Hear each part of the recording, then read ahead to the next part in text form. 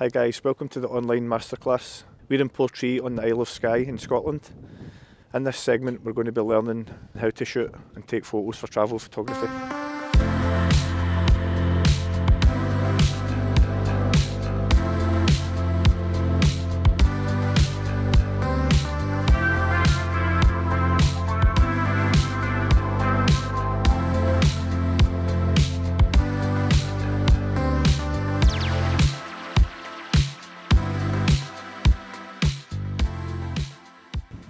Welcome to week 3. We're here at the Old Manor Store on the Isle of Skye. The weather is typical Scottish, wet and wild, and we're going to go up here and take some shots just up at the pinnacle up here, hopefully utilising some foreground elements, and there's some leading lines leading up to the main feature, which is the Old Manor Store pinnacle.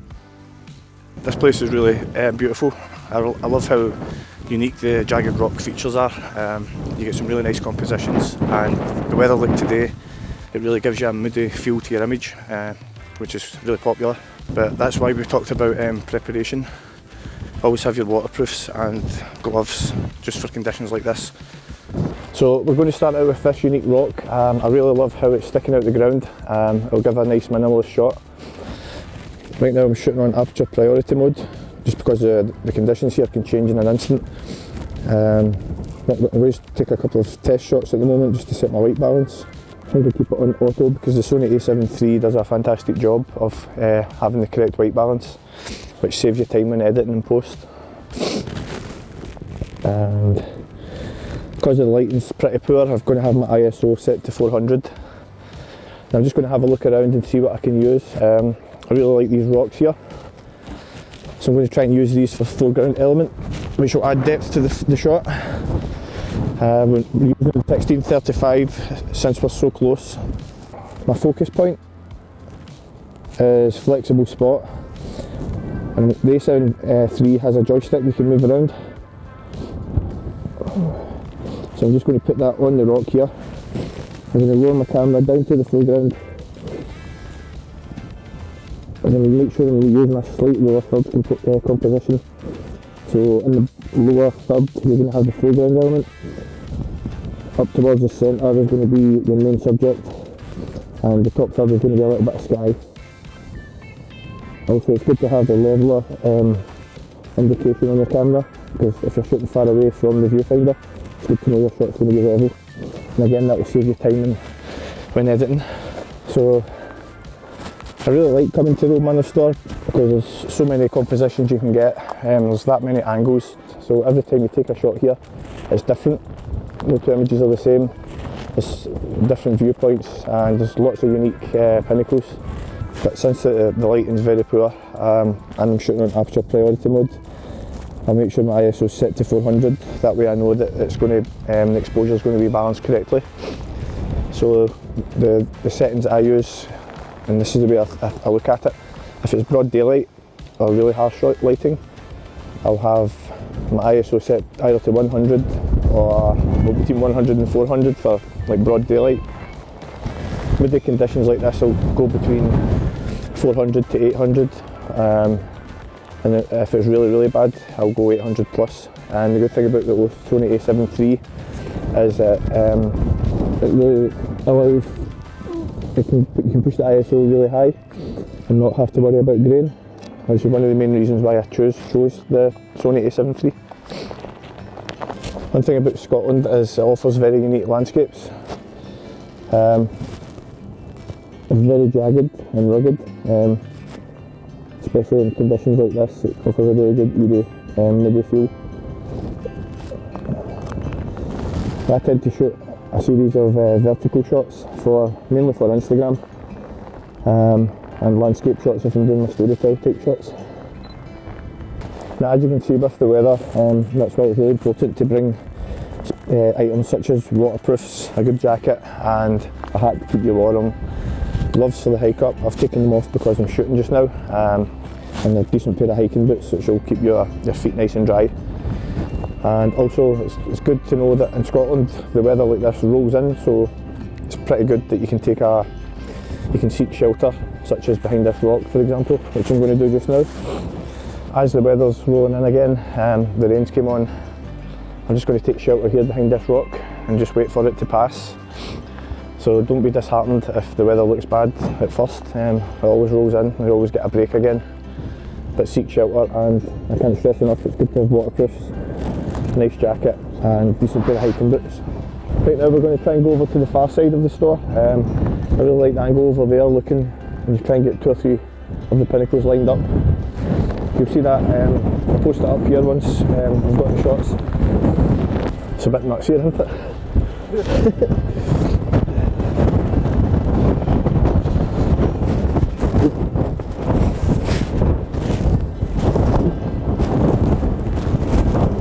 When shooting in the rain, it's always good to, you always need to constantly keep checking your lens, make sure it's free of raindrops.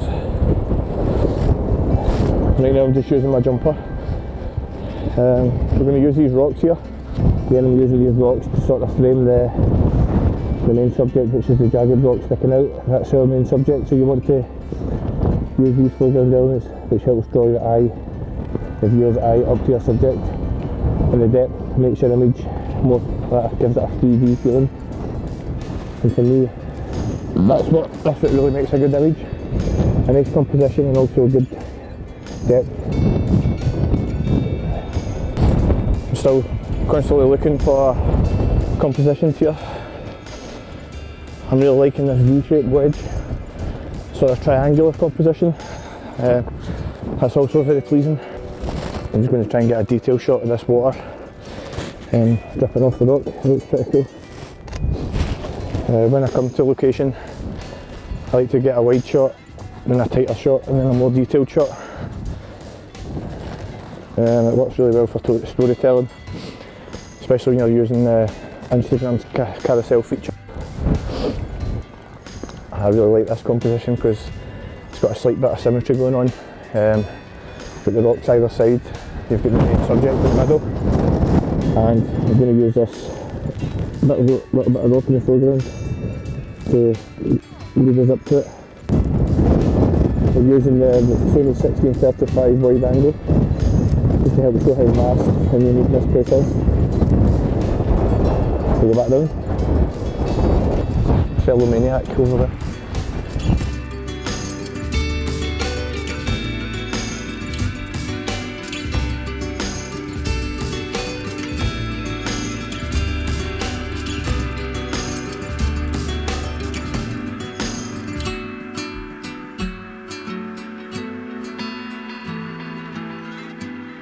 So as you saw in the last video, the weather turned pretty bad.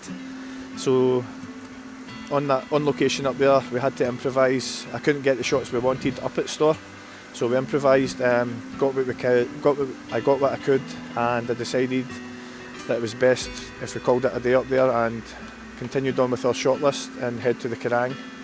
It's really important to have a shot list for such situations occurring like that. You can quickly move on to another location and still get content. That's the joys and unpredictability of being a travel photographer. Sometimes you don't know what you're facing. It just shows you can plan all you want and still run into trouble. So we've came to the Karang. As you can see, it's an incredible landscape. There's a cycler going by. So we decided to come to the Karang, and as you can see, it's an incredible landscape. It's pretty rugged looking as well. It's one of my favourite places on the Isle of Skye. This road I'm standing on, as you'll see in the photos we're going to take, offers a pretty unique composition. I like to stand up in that viewpoint up there, and you can see the leading line of the road, and it takes your eyes on a zigzag pattern through the image.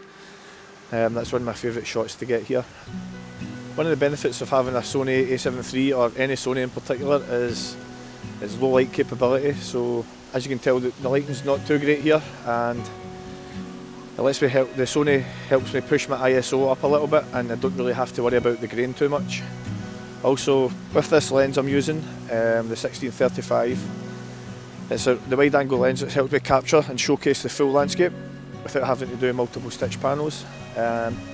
I really like this lens because it's got optical steady shot, which in combination with the in-body stabilisation of the Sony a7 III if I was struggling with lighting and had to drop my ISO, I could drop my shutter speed also and not have to worry about shakiness or movement in my image, which will help me maintain that sharp image. I'm going to fully open the lens to 16mm. I'm going to set my ISO to 5.6 so the image is pretty sharp all the way through. Also, I'm using a rule of thirds here composition here with most of the subject on the left hand side, but also you're getting a triangular composition going here as well. Both sides you've got a triangle of sky and a triangle of landscape. The lighting's not too bad, so I've managed to get my ISO to 100, which will help keep the noise down, and my shutter speed is 1/100. Because I'm using the optical steady shot lens and the IBIS built into the camera, I don't have to worry about the micro shakes that I'm getting right now because it's cold. My image, I can pretty much trust the camera to get my image pretty sharp. I'm going to switch up and shoot portrait mode now. I'm going to try and use the leading line of this river, leading the eyes right through the image, which catches onto the road and then leads up to the landscape up ahead, which is going to be our main subject in this image. So one tip I've got for you is always look for leading lines in your image. Again, we're at 16mm, f5.6, ISO 100, white balance is on auto, my shutter speed is at 1/40, which a lot of you might think is pretty low, but again, due to the optical steady shot of the lens and the IBIS of the camera, which is the in-body image stabilisation, I'll get a clean, sharp image. I don't need to worry about the micro shakes that my body's doing right now because of the cold. Coming to a beautiful location like this, it's obviously pretty easy to get an image, a great image here.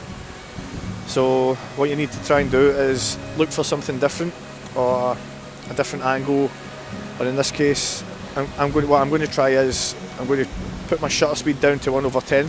I'm going to use this leading line of the river, catches onto the road up to the landscape. But because I'm using a slow shutter speed, I'm going to try and get some milky water, and this is all handheld thanks to basically the good camera that I'm using. So we're going to put the camera into shutter priority. I'm going to set my shutter speed to 1/10 of a second, and the camera compensates, basically that adjusts the aperture and ISO, well, it'll adjust the aperture to get the correct exposure. And just to make sure the sky's not blown out, I'm going to turn my EV compensator down a couple of clicks, which will make the camera adjust the f-stop. It's going to put it to f14 it's saying. I'm just going to line up the shot, and as you can see that's giving you that milky water, so you're essentially getting a long exposure, all handheld. I'm just going to move up here now. I'm really liking these rocks. Maybe going to go to 24mm on this lens. I'm going to use these rocks as a foreground element. Also, I'm going to position myself so I'm getting a rule of thirds composition going here, so the rocks on the left, landscape on the right, also a slight bit of leading line of the road leading up to the jagged rocks in the distance. Make sure my aperture is what I want, which is 5.6 for this shot. I'm going to position my focus point off in the distance, and I'm going to snap that shot there. So with this image we've got a multiple compositional techniques going on. We've got rule of thirds, foreground element, and a bit of leading line as well. I'm now going to go down low, using moss on this rock as foreground element again. This is adding depth to our image. And again, because I'm in ISO 100, my aperture's at 5.6. Aperture priority mode is giving me a slow shutter speed, which would not be ideal in this situation if I had a different camera. But because the Sony is really good with the in-body stabilisation, I don't need to worry about shakiness or not getting a sharp image. So I'm going to punch in on the 35mm and I'm going to snap this shot at 35mm, and then we're going to head on to the viewpoint overlooking this road and get the shot of the zigzag road. So before I move to another location, I'm just reviewing my images to make sure I'm happy. One cool tip I like with this, you can rate your images in camera. So I really like this one, and I'm just going to press the centre button on it, and I'm going to make that 5 stars. So now when I import these images into Lightroom, if I want to quickly edit the ones I really like after doing my in-camera review, I can filter the images by 5 stars on Lightroom, and it will give you these images that I've pre-selected in the camera, which I find that tip very useful. So I've decided to switch to the 70-200mm because there's quite a few cyclists coming up this road, and I wanted to try and emphasise the scale of the mountain behind the cyclist and get a kind of good shot of the cyclist. Also, I really wanted to showcase the scale of the hills in the background and show how vast they are. And the compression you get with this lens, the 70-200, really makes for a good shot. So I really like this viewpoint up here, overlooking the road over there.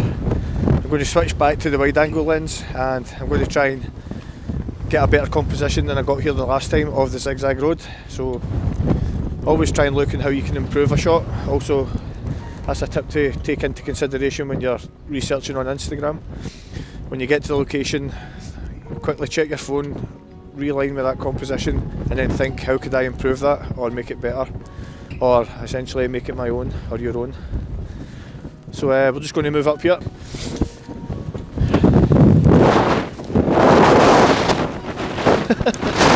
So I'm really liking these little lakes here in the distance. I'm going to try and incorporate them into the shot here. So 16mm wide open. Set f5.6 for this shot. I'm going to put the ISO up slightly to ISO 400,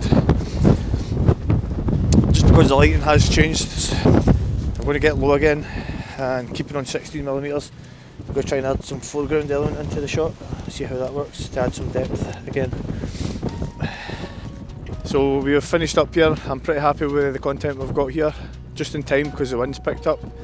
So we're going to head back to Bow 3 and summarise how the day went and what we've learned. So I've arrived back at my hotel after filming our landscape segment. I'm going to give you a bit of a summary of what we've covered today and some things that we've learned. Tip number 1, always plan and keep an eye on the weather. As you saw, we got soaked. If it wasn't for the waterproofs, I'd be even worse. If it wasn't for my good footwear, I don't think I could have continued on to the other locations that I had on my shot list. Tip number 2 is lens choice. So it's good to carry a variety of lenses to help create different compositions. I mostly use the wide-angled lens simply because the landscapes are so vast, and I wanted to really incorporate the whole picture into the image. But I also switched up to the 70-200 to try and get some compression and try and show some scale in the images. Tip number 3, have a think about whether you want to shoot in aperture priority mode, which is what I shoot in. Aperture priority mode gets the camera to do the bulk of the work for you, allowing you more time to focus on composition and your framing. Tip number 4, if the weather changes suddenly on location, maybe best to try and improvise, get what you can, and then move to another location. That's why it's good to have a diverse shot list, multiple locations, and allows you to move on, essentially getting the most content you can while at a place during your travels. Thank you for tuning in this week. Don't forget to tune in next week where we'll be learning how to contextualise your travels.